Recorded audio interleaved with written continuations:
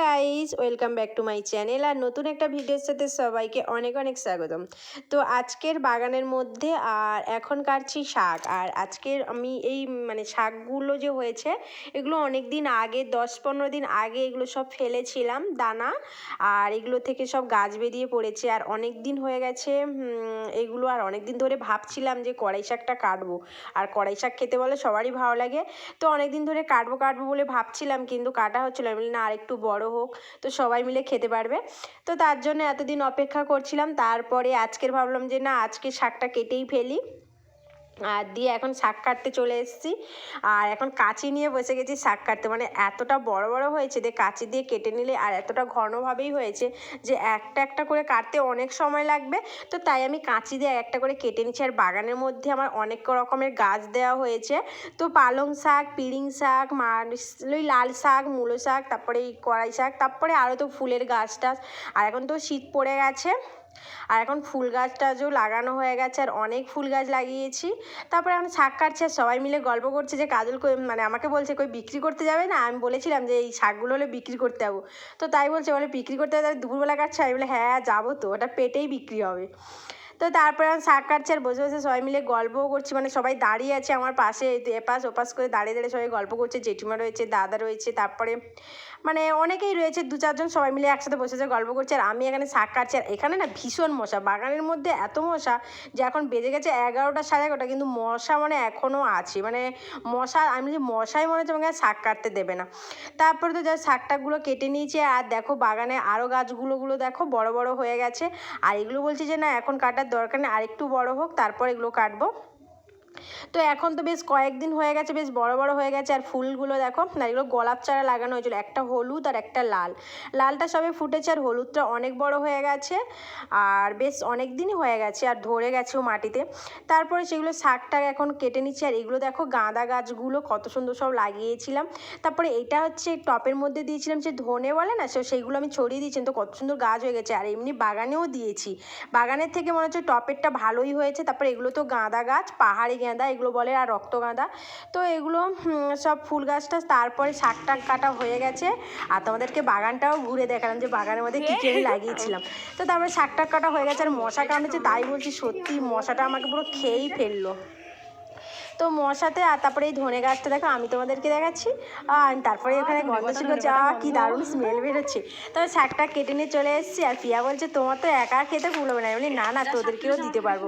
তবে শাকটা কেটে বাড়ি নিয়ে চলে এসেছি। তারপরে আসলে রান্না বান্না সব প্রায় কমপ্লিট। তবে রান্না আজকে হয়েছে শাক ভাজা হয়েছে, ওলকপি ভাজা, আর পাবদা মাছের ঝাল, আর মূলো দিয়ে মুসুর ডাল। তো এই হচ্ছে আজকে রান্নার মেনু, আর কিছুই নয়। তো এখন খাওয়া দাওয়া স্নান টান সব কমপ্লিট দিয়ে এখন খেতেও বসে গেছি, খাওয়া দাওয়া প্রায় কমপ্লিট। তারপর বিকেলবেলা ঘুরু করছিলাম, বিকেলবেলা ঘুরু করে। আর রাতে হবে মাংস, তাই মাংসটা নিয়ে এসে, তাই আমি কাটা মাংস এনেছে, তাই আমি প্যাকেটটা খুলে আর বাটির মধ্যে নিয়ে নিলাম মাংসগুলোকে। আর এগুলো একটু মাংসগুলোকে কি লেগে টেগে গেছে সব ধুয়ে পরিষ্কার করবো। আর এদিকে হচ্ছে প্রিয়া বসে গেছে আদা রসুন পেঁয়াজ কাটতে। আর এই পেঁয়াজ কাটলে না চোখে জল আসে, তাই ওকে বলে দিলাম যে বটির মাথার উপরে একটা পেঁয়াজের টুকরো রেখে দিতে। তো এটা আমার ঠাকুমা বলে থাকে। তো আমারও সেটা দিলেও হয় না, এমনিও চোখ থেকে জল বেরোয়, তেমনিও চোখ থেকে জল বেরোতেই থাকে, পেঁয়াজ কাটলেই জল বেরোয়। তো ও এখন পেঁয়াজটা কাটছে আর আমি এদিকে রসুনগুলো ছাড়িয়ে নিচ্ছিলাম। তো এদিকে রসুন আদা পেঁয়াজ সব কিছু ছাড়ানো হয়ে গেছে। আর এখন আমি পেঁয়াজটাও কুচিয়ে নিচ্ছি। আর ও হচ্ছে রসুনটার বাটাটা পেস্ট করছে শিলে। তো পেঁয়াজ কুচিয়েছি আর চোখ থেকে জলগুলো দেখো একদম ঠস ঠস করে পড়ে যাচ্ছে। তো তারপরে এদিকে তো হয়ে এসছে। তারপরে সন্ধেবেলা এখন খাওয়া দাওয়া হবে। সন্ধেবেলা খাওয়ার জন্য বানাচ্ছি বেগুনি। আর অনেক দিন থেকেই ভাবছিলাম যে বেগুনি বানিয়ে মুড়ি খেতে ভীষণই ভালো লাগে সন্ধেবেলা, বলো শীতকালে সন্ধেবেলাতে সবাই মিলে বসে বসে মুড়ি খেতে হবে। তো এখন আমি আর পিয়া এখন বেগুনি ভাজতে বসে গেছি। আর বেগুনটা কেটে নিয়েছি, বেসনটা মাখানোও হয়ে গেছিলো। তারপরে ভাজতেও বসিয়ে দিয়েছি। আর এক একটা করে ভাজা হচ্ছে আর একটু একটু করে খেতেও দেখছি কেমন টেস্ট হয়েছে। তো তারপরে একসাথে খেতে আছি। আর প্রিয়াকে নিয়ে তো অনেকের কৌতূহল রয়েছে যে ও কে, কোথা থেকে আসছে। আমার আশেপাশের লোকজন, প্রচুর লোক জিজ্ঞেস করে, বলছে কে তোমার কাছে থাকে, তোমার যা নাকি, আবার কে বলে, যত মানুষের যত রকম কথা, ঠিক আছে। কিন্তু আমি ওর আসল পরিচয় এখনও কাউকে দিই না। তো আমি বলতেই চাই না, এত মানুষের মধ্যে কিউরিসিটি, তো সেটা আমি আর তাদেরকে ভাঙতে দিচ্ছে। আমি বলি দেখি আরও কতজন কত কি বলতে পারে বলুক প্রিয়াকে নিয়ে, তারপর শেষমেশ বলবো এখন যে কে হয় প্রিয়া কী বৃত্তান্ত। এখন আর কিছু মুখ খুলবোই না আর বলবোই না, ভালো লাগে না। তো তারপর তো আমাদের ভাজা প্রায় হয়ে গেছে, আর ভাজা হতে হতে তারপর দুজনেই কথা বলছি আর খাচ্ছি। আমি বলি দেখ এই যে আমরা ভিডিওটা করছি এটা নিয়ে আবার অনেক কিছুই হবে, তো সেটাও আমি জানি, হোক যত খুশি হোক, আমি হতে দিতেও চাইছি। তারপর এদিকে তো আমাদের বেগুনি ভাজা হয়ে যাচ্ছে, আর বেগুনিগুলো খেতে কি দারুণ হয়েছে। আমি বললাম একটু বিট লবণ হলে যা ভালো লাগতো না, বিট লবণটাই নেই। তারপর তো দুজনে খাচ্ছি, তারপরে খেতে খেতে তারপর আমাদের বর চলে এলো, তারপরে ওদেরকে একটু খেতে দিলাম, তারপর খেতে দিয়ে ওরা বেরিয়ে গেলো। তারপরে আমাদের ভাজা হয়ে গেছে, আর বেগুনি ভাজার পরেও না মনে হচ্ছে একটু ফুচকা পাঁপড় বলে না, সেই দোকানে পাওয়া যায়, তো সেগুলো আমরা কিনে এনেছিলাম। সেদিন যে বাজারে গেছিলাম সেখান থেকেই নিয়ে এসেছিলাম।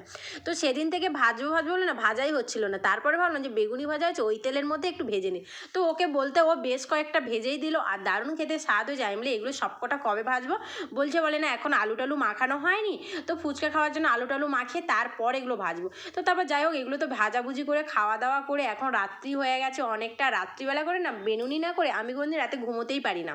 এখন বাজে 11:30, রান্না খাওয়া দাওয়া সব কমপ্লিট। তারপরে এখন বসে বসে দুজনেই গল্প সিরিয়াল এইসব দেখছিলাম। তারপরে দেখার পরে এখন তো ঘুমোতেই হবে। তারপরে ওকে বললাম যে চুলটা আমাকে বেঁধে দে, বেঁধে না দিলে একটুও ঘুমোতে, তাই ও বেনুনি করে দিচ্ছে চুলটা, দিয়ে বসে বসে দুজনে গল্প করছি। বললাম যে ঘুমোবো কখন, ঘুম পাচ্ছে, চোখগুলো ঢলে ঢলে যাচ্ছে। তো তারপরে যাই হোক ও তোমার বেনুনি করে দিচ্ছে, আর একদিকে আমিও বসে বসে মোবাইলটা ঘাঁটছিলাম যে দেখছি আর কে কী লিখেছে। তো যাই হোক চলো অনেক গল্প করলাম তোমাদের সাথে, আবার দেখাবে নেক্সট একটা ভিডিও। আমার মনটা একদম ভালো নেই, আমার কেন জানি না একদম বিরক্ত লাগছে, কেউ ভালো কথা বললেও যেন আমার কাছে তেতো তেতো লাগছে।